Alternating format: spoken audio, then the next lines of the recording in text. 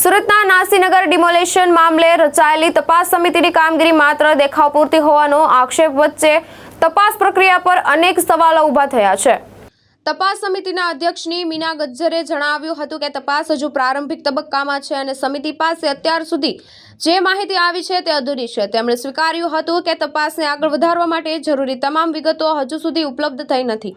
સૂત્રોના જણાવ્યા મુજબ તપાસ સમિતિના અધ્યક્ષને જવાબદાર અધિકારીઓ તરફથી પૂરતો સહયોગ મળી રહ્યો નથી।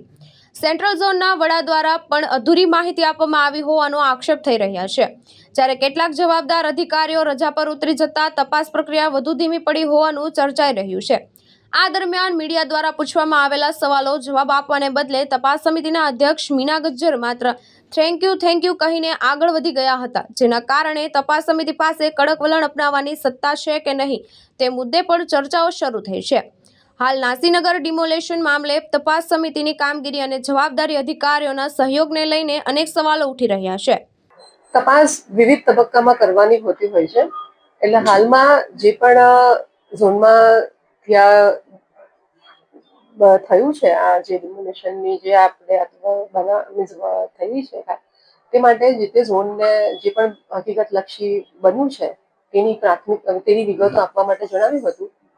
તેમાં દ્વારા પ્રાથમિક વિગતો એમના દ્વારા થોડી જે પણ હતું તે આપી અને એમને હજુ વિગતવાર માહિતીની જરૂર છે એ મુજબનું કહેવામાં આવ્યું છે। એટલે જે રીતના સંબંધિત ઝોન દ્વારા માહિતી આપવામાં આવશે તે પ્રમાણે આગળ તબક્કાવાર કાર્યવાહી કરવામાં આવશે અને ઉપરી અધિકારીને સબમિટ કરવામાં આવશે।